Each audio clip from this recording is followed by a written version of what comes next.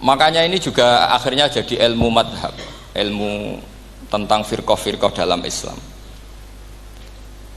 bahwa kesalahan terbesar orang Khawarij sebagaimana yang dikutip Imam Bukhari, nanti saya mencari di juz 4 atau di juz 3, pokoknya di bab babu qitalil Khawarij, karena Imam Bukhari punya adat diulang-ulang.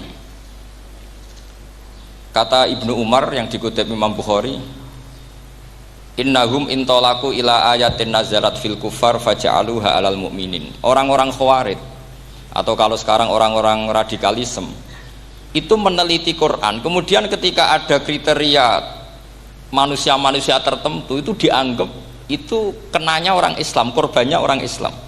Padahal awal mula ayat ini turun untuk orang kafir atau kritikan pada orang kafir. Ini cilaka betul. Karena logikanya seperti yang dikatakan Imam Syafi'i, ketika Quran turun ini nggak ada orang Islam, yang ada orang kafir. Jika mukhatabnya adalah orang kafir. Tapi ayat-ayat ini nanti dipakai Khawarij untuk mengcounter orang Islam, sehingga mereka mudah mengkafirkan kita karena pakai ayat yang dari awal Allah mengkafirkan orang kafir, sekarang ayat itu dipakai mengkafirkan orang Islam. Ini saking gebleknya orang apa? Khawarij. Makanya kata kitab Fathul Bari yang menyarai Bukhari itu, yang mendorong orang Khawarij seperti itu adalah jahluhum bisyariah. Memang mereka benar-benar bodoh, benar-benar goblok. Misalnya kita kiai atau kita ma'arif atau kita santri atau kita orang soleh, kemudian kita tidak bisa melakukan apa yang kita katakan, terus kita oke lah, kita kena kritik misalnya atakmurunan nasa bil birri watan sauna anfusakum wa antum taslunal kitab.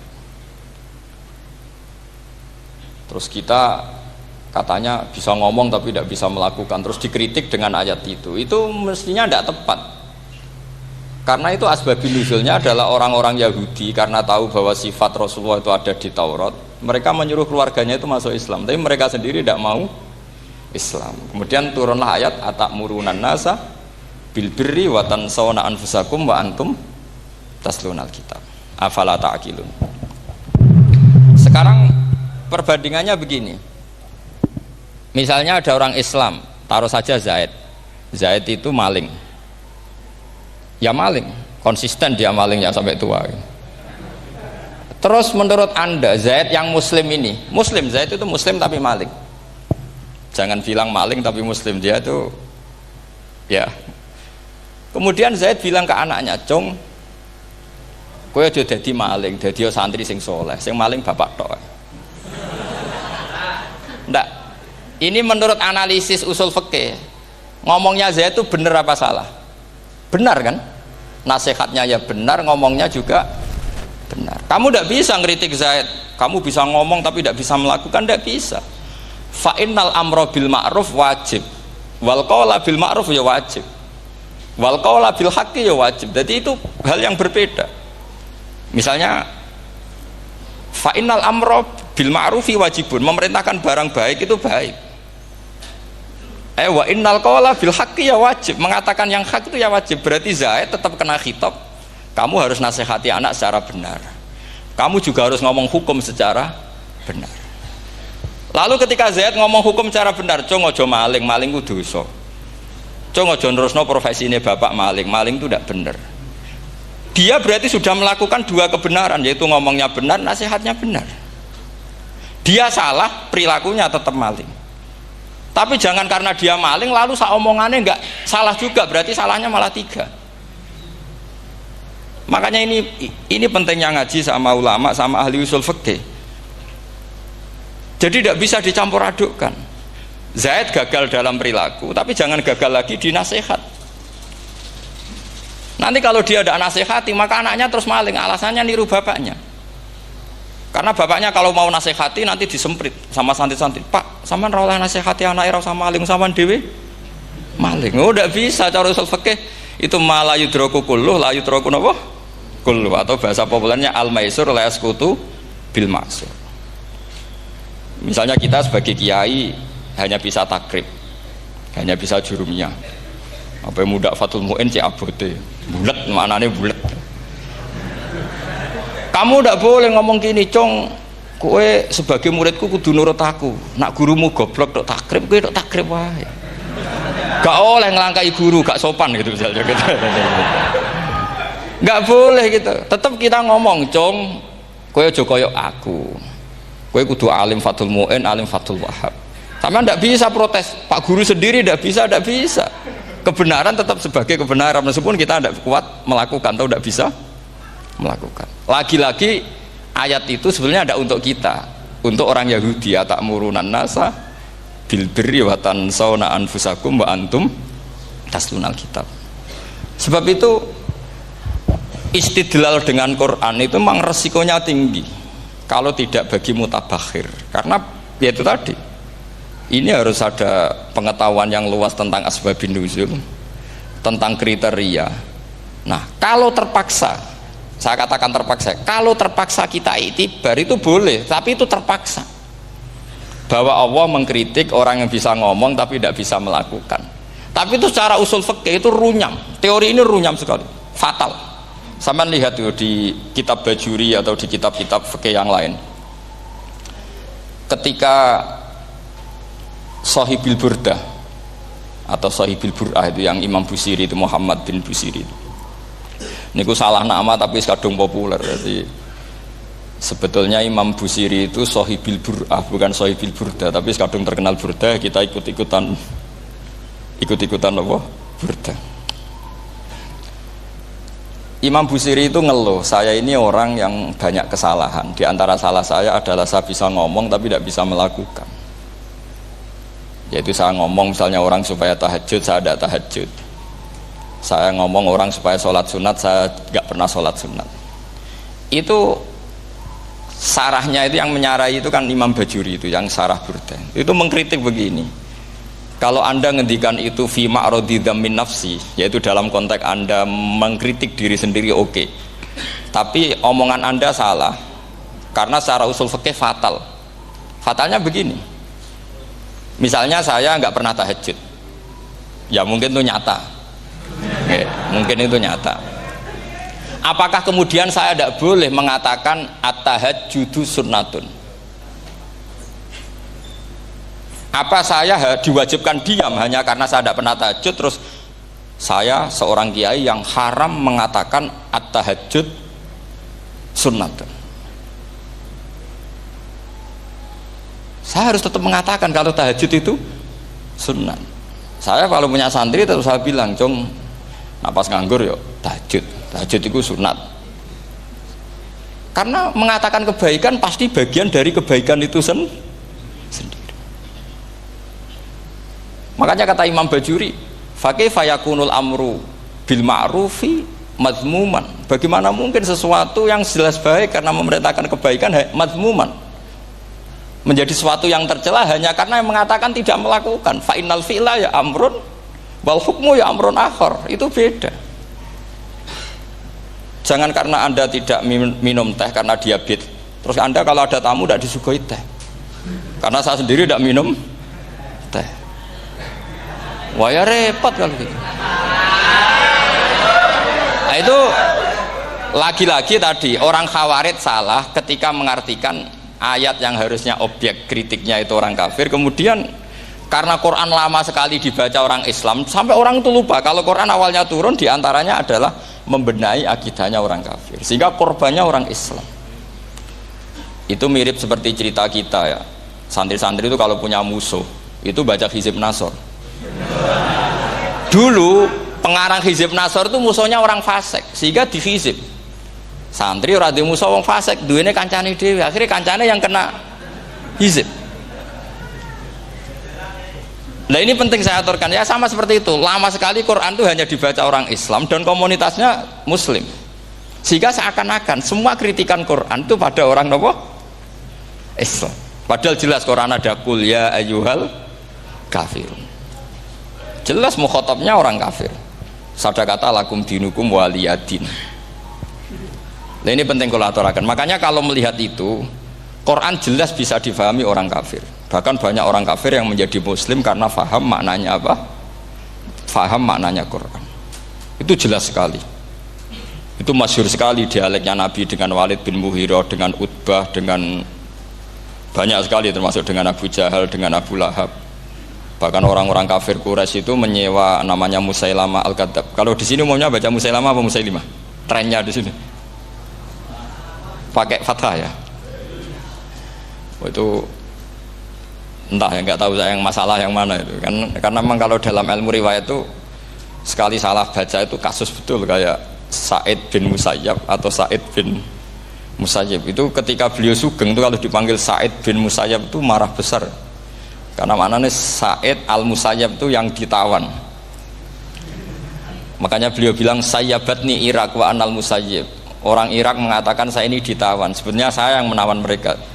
Tapi al-masyhur itu dibaca Sa'id bin Musayyab, padahal dia tidak mau dipanggil Sa'id bin Musayyab, Sa'id bin Musayyab. Karena nama ini penting. Pentingnya begini, ini kata Rasulullah kalau sedang guyon, kata Nabi, mbok kamu itu sekali-kali mikir, kenapa saya ini diberi nama Allah Muhammad. Ini hadis sahih di Bukhari, ada di Kitabul Adab, banyak lah teks ini. Kenapa ya Rasulullah? Allah itu senang bingung wong kafir, kata Rasulullah. Karena Abu Jahal kalau manggil saya jadi bingung. Itu kalau orang Arab kan pasti tahu maknanya. Muhammad maknanya orang yang terpuji. Sehingga kalau Abu Lahab ngomong itu jadi paradok. Hei orang yang terpuji, kamu bohong. Kan jadi aneh. Ya Muhammad kadzabta. Hei Muhammad kamu bohong. Kalau diterjemahkan hei orang terpuji, kamu bohong. Itu akhirnya sahabat tertawa-tawa, karena cek pinter ya pangeran milih nama kamu ya Rasulullah, karena ini bingungkan musuh gitu. Makanya kalau kamu udah anak kiai itu anak kamu panggil namakan saja Agus, pasti satu pondok manggil Gus semua. Itu aman itu. Oh itu mbok yang nggak seneng tetap panggil Gus. Karena kalau untuk Gus putra kiai kan butuh di bapak kiai, kan bapak kadung ra kiai itu kan, itu ada triknya, yaitu anaknya dinamain Agus. Nah itu Rasulullah itu sudah dipilih sedemikian rupa oleh Allah, perilakunya benar, ahwalnya benar, sak namanya juga benar. Sehingga ketika Abu Jahal, Abu Lahab tahu bahwa nama Muhammad ini problem, karena ini madh itu memuji. Sehingga mereka kalau mencari Muhammad tuh bilang ainal madmum, mana orang yang tercela. Terus orang-orang Quraisy tidak paham kamu nyari siapa. Akhirnya mereka bilang ana atlubu Muhammad, dan saya cari Muhammad. Akhirnya bilang Muhammad lagi. Nah, itu Quran juga main di ranah nama, sehingga Abu Jahal itu namanya kan Abul Hakam. Orang Islam dari awal memanggil Abu Jahal, karena kalau sampai kita manggil Abul Hakam kita akan mengalami paradok. Ya Abul Hakam, hei bapak dari semua kebijakan, kamu begini kan kacau. Makanya itu dari sini orang nggak boleh salah apa? Salah nama. Ini penting kalau aturakan, karena kadang menganalisis Quran itu satu bilisanin Arabi mubin. Kata Imam Syafi'i, wa innahu latanzilu rabbil alamin nazala bihir rohul amin ala qalbika litakuna minal mudhirin bilisanin Arabi mubin.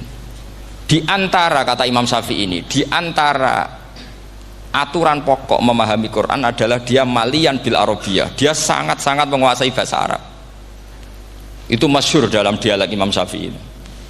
Saman kalau ngaji takrib atau Fathul Mu'in, syarat sahnya tayamum lil musafir itu apa? Tolabul ma', mencari apa? Air. Sampai kalau di takrib dicontohkan, kalau di tempat atas nyari ke bawah, kalau ke bawah nyari ke atas. Imam Syafi'i ditanya, kaifa taqulu bi syartit tolab, bagaimana anda berpendapat bahwa tolabul ma' itu wajib untuk menjadi sahnya tayamum? Terus Imam Syafi'i faqara'a falam tajidu ma'an, kamu pergi kemudian falam tajidu ma'an, kamu tidak menemukan air. Terus Imam Syafi'i mengatakan la yuqalu liman lam yatlub lam yajid wa innama yuqalu lam ya'rif, katanya. Orang yang nggak pernah mencari itu tidak bisa dikatakan lam yajid, tidak menemukan. Kalau belum mencari namanya tidak tahu. Padahal Quran bilang kamu pergi kemudian kamu tidak menemukan air. Tidak menemukan itu berarti harus mencari dulu, baru dikatakan lam yajid, tidak menemukan. Kalau tidak pernah mencari namanya tidak tahu. Hanya gitu tok tuh jadi ilmu bahwa tolabul ma itu wajib karena Allah mengatakan falam tajidu ma la yuqalu liman lam yatlub lam yajid wa innama yuqalu lam ya'rif. Orang dikatakan tidak menemukan berarti setelah mencari kemudian kesimpulannya tidak menemukan. Kalau belum mencari namanya apa? Tidak tahu. Nah, dari sini Imam Syafi'i istidlal wajib tolabul ma. Ini namanya malian bil arabiyah. Dia menguasai bahasa Arab. Begitu juga ulama-ulama sufi. Itu ada cerita Aba Yazid Al-Bustami itu ada muridnya baca ayat wasiqal ladzina taqaw rabbahum ilal jannati zumara. Orang-orang takwa itu digiring menuju surga. Itu dia nangis. Muridnya kaget. Ini guru saya tidak benar, ini ada cerita surga tapi dia malah nangis karena ayatnya itu digiring.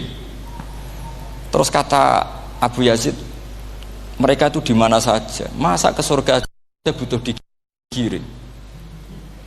Ke surga itu kan nikmat, ngapain butuh digiring? Saya tidak mau, kata dia. Abu Yazid itu gak mau digiring ke surga, itu gak mau. Muridnya kan tambah kaget, memangnya mau neraka kan gitu pikirannya itu. Ternyata beliau jawabnya sederhana, saya pas itu sudah dekat sama Allah sehingga tidak perlu digiring. Kemudian saya sudah panitia kiamat pas itu, jadi gak perlu digiring. Nah ini nanti penting jadi satu aturan ilmu ulumul Quran. Saya di rumah itu istiqomah ngajar Qawaidul Asasiyahnya Said Muhammad yang dulu ditulis abahnya Zubdatul Itqan oleh Said Alawi. Kemudian Zubdatul Itqan itu tentu dari kitab Itqan. Terus Said Alawi dulu ngarang kitab Faidul Khobir, sarahnya Faidul Khobir sama Sayyid Muhsin Al-Musawab, dulu dari Padang tapi hidupnya di Mekah. Saya dulu talaki sama Mbah Mun.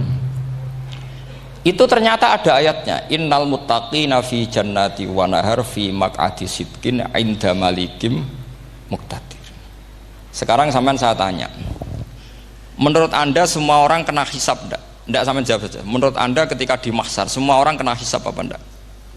Pasti kita menjawab iya. Tapi kata Said Muhammad itu keliru.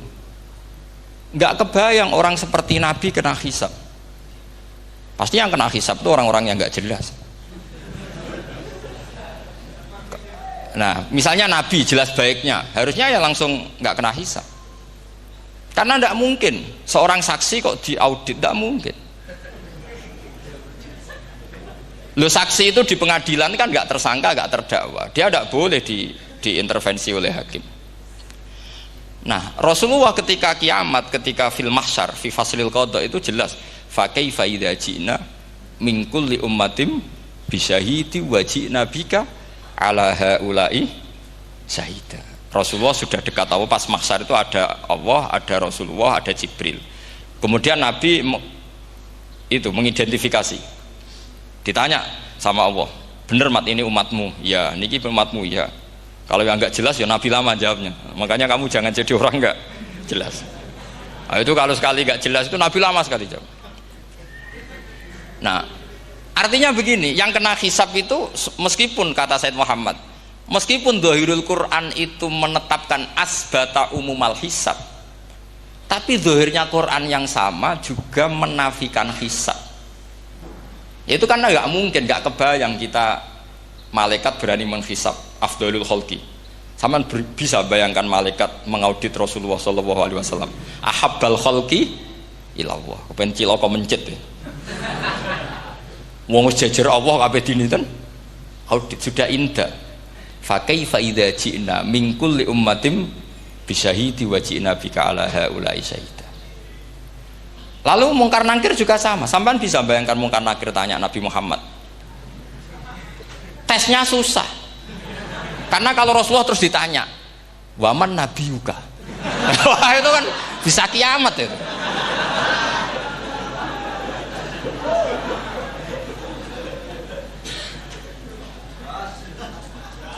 Paham ya?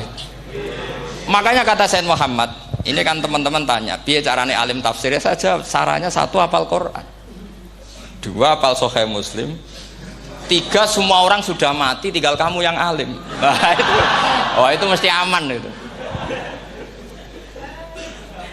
Nah kalau sampean tanya saya, Apa buktinya Gus kalau orang tertentu tidak kena hisab? Ya buktinya tadi misalnya innalladzina qalu rabbuna Allahu tsummas taqamu tatanazzalu alaihimul malaikatu alla takhafu wala tahzanu wa absyiru.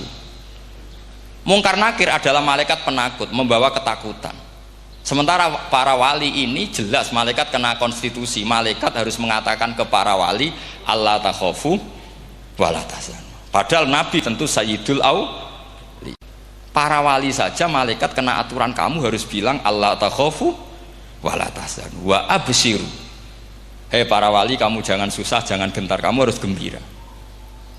Kamu bisa bayangkan misalnya Mungkar Nakir bawa godok atau orang kalau dipukul ajul sak walang-walang. Kemudian kamu bayangkan Syekh Abdul Qadir ngalami itu, Abdul Hasan Asyadali ngalami itu, Abu Yazid Al-Bustami. Kalau itu ngalami gitu semua, ngapain kita jadikan mursyid? Kan sama nasibnya dengan kita. Nah, Zahirul Quran mengatakan asbatal hisabah, tapi Zahirul Quran di ayat yang lain lam yusbit al hisabah. Makanya tadi umumul Quran juga ditaksis dengan muqayyid, yang mutlak ditaksis dengan yang muqayyad, yang mujmal ya sama seperti itu, aturannya seperti itu, ditafsil sama yang mufassal. Sama orang kafir yang jelas, sampean bisa bayangkan malaikat ngaudit Fir'aun, cek kurang penggawean nih, jelas eleke kok di audit. Misalnya Abu Lahab di audit, oh malaikatnya celaka mencet, berarti dia gak percaya sama pernyataan Tuhan tabat yada abi lahabiu. Malaikat kok ngaudit Abu Lahab, mungkin Gusti kula ceke nak menawi wonten api lho ki ora tau ngaji Quran tapi wong ayate tabat yada kok cek di cek. Nah, yang seperti ini masuknya kategori ulaikal ladzina, saterusé mereka yang kafir bi ayati rabbihim wa liqaihi fahabitos a'maluhum fala nuqimu lahum yaumal qiyamati wasna. Jadi ada orang-orang kafir yang jelas kena aturan fala nuqimu lahum yaumal qiyamati wasna. Jelas kafirnya ya gak kena hisab, yang jelas nabinya, jelas wasinya juga gak kena hisab. Yang kena kita di tengah-tengah. Tapi ilmu itu ikut mainstream karena semua orang bilang ada hisab ya kita ikut-ikutan bilang, ya sudah gitu saja. Tapi kalau aslinya ya rapati percaya. Umumnya uang gerono mati ditalkin ya kita melok-melokan nalkin. Tapi kalau kadang ya gak kebayang. Piye nak wali-wali ditalkin. Makanya ada di dunia wali itu ada cerita Rabi'ah Dawiyah, itu termasuk keramat beliau itu. Kali Imam Sibawi kan dalam cerita wali kan ditanya marabbuka, ngapunten niku man mausul napa istifham. Wah itu malaikatnya ndak pernah khataman alfiyah kan repot. Kalau Rabi Adawiyah lebih parah lagi, itu beliau tuh nangis sekeras-kerasnya, nangis terisak-isak, dia tersiksa. Ya Allah, engkau itu zat yang paling saya kenali dan harusnya semua makhluk itu kenal engkau, tapi ini hamba engkau tanya engkau itu siapa ya? Itu kan ini orang aneh kata gitu. Karena Allah itu adharud dhahir, kata sampai Imam Sibawi silakan a'raful ma'arif.